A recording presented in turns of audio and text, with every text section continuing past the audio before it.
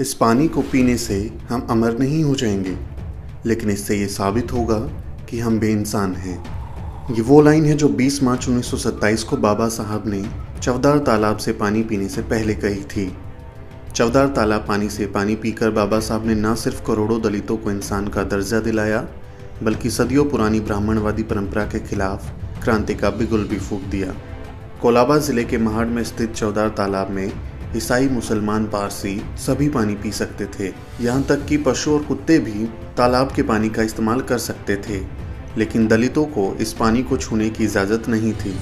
अंग्रेजी शासनकाल के दौरान 1924 में महाराष्ट्र के समाज सुधारक श्री S.K. बोले ने बम्बई विधानमंडल में एक विधेयक पारित करवाया, जिसमें सरकार द्वारा संचालित संस्थाएं, अदालत, स्कूल, चिकित्सालय, पनघट और तालाब आदि सार्वजनिक स्थानों पर अछूतों को प्रवेश और उनका उपयोग करने का आदेश दिया गया।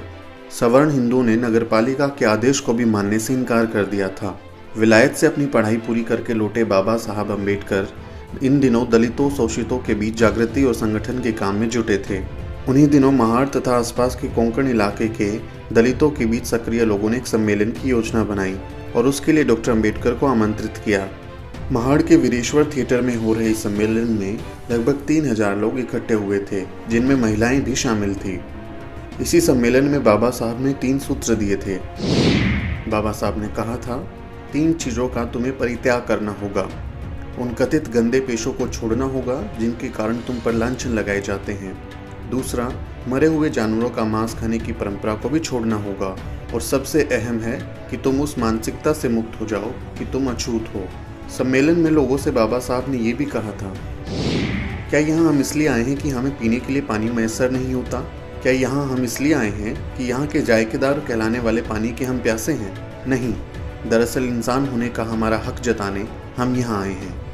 सम्मेलन की औपचारिक समाप्ति और धन्यवाद ज्ञापन रखते हुए महाड़ के सामाजिक कार्यकर्ता आनंद चित्रे ने लोगों का आह्वान किया कि इस सम्मेलन को एक महत्वपूर्ण काम को अंजाम दिए बिना पूरा नहीं समझा जाना चाहिए। उन्होंने चवदार तालाब की ओर कूच करने का आह्वान किया तो वहां बैठे दलित जोश से भर गए। लोग डॉक्टर अम्बेडकर की अगुवाई में कतारबद्ध होने लगे। 20 मार्च 1927 की तपती दोपहरिया में लगभग 4000 लोगों ने चवदार तालाब की ओर कूच किया। समूचे महाड़ नगर में उनका अनुशासित जुलूस आगे बढ़ता रहा। जुलूस में शामिल लोग नारे लगा रहे थे, शिवाजी महाराज की जय, समानता की जय। जुलूस तालाब पर जाकर रुका। सबसे पहले डॉक्टर अम्बेडकर तालाब की सीढ़ियां उतरे। उन्होंने अपनी अंजुली भर के पानी पिया और फिर जुलूस में शामिल हजारों लोगों ने तालाब से पानी पिया। बाबा साहब ने उस समय कहा था, इस पानी को पीने से हम अमर नहीं हो जाएंगे, लेकिन इससे ये साबित होगा कि हम बेइंसान हैं। अछूतों द्वारा चवदार तालाब पर पानी पीने की घटना से बौखलाए सवर्णों ने ये अफवाह फैला दी कि चवदार तालाब को अपवित्र करने के बाद ये अछूत वीरेश्वर मंदिर पर भी धावा बोलने वाले हैं। सवर्णों ने झुंड बनाकर लाठी डंडों से आंदोलनकारियों पर हमला कर दिया। बुरी तरह दलितों को पीटा गया। सैकड़ों दलित घायल हुए, लेकिन बाबा साहब ने लोगों को धैर्य बरतने की सलाह दी। उन्होंने कहा, हमें प्रतिघात नहीं करना है। जन समुदाय ने अपने नेता की बात मान ली। दूसरी तरफ सवर्णों ने अछूतों के छूने से अपवित्र हुए चवदार तालाब को शुद्ध करने के लिए उसमें गोबर और गोमूत्र मिलाया। दलितों के इस ऐतिहासिक विद्रोह के प्रति मीडिया का रवैया उस समय भी वैसा ही था जैसा आजकल आप दलितों के आंदोलन के प्रति मीडिया का रुख देखते हैं। कई समाचार पत्रों ने डॉक्टर अम्बेडकर के इस बागी तेवर के खिलाफ आग उगलना शुरू कर दिया। भाला नामक अखबार, जो सनातनी हिंदुओं का पक्षधर था, उसने 28 मार्च को दलितों को संबोधित करते हुए लिखा, आप लोग मंदिरों और जलाशयों को छूने की कोशिशें तुरंत बंद कीजिए, और अगर ऐसा नहीं किया गया तो हम तुम लोगों को सबक सिखा देंगे। इसके जवाब में बाबा साहब ने लिखा, जो हमें सबक सिखाने की बात कर रहे हैं, हम उनसे भी निपट लेंगे। डॉक्टर अम्बेडकर ने पुनः सत्याग्रह की योजना बनाई और पुनः 25 दिसंबर को हजारों की संख्या में लोग इकट्ठा हुए, लेकिन सत्याग्रह स्थगित करना पड़ा।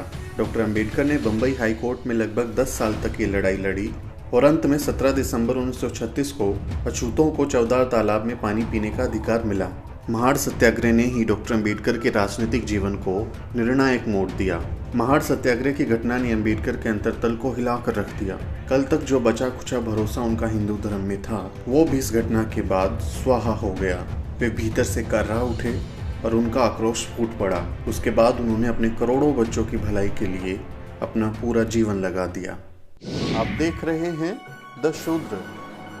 बहुजन समाज से जुड़ी तमाम खबरों को जानने के लिए सब्सक्राइब करें हमारा चैनल और बेल आइकन को प्रेस करना ना भूलें ताकि हमारे नए वीडियो की जानकारी आप तक सबसे पहले पहुंच सके।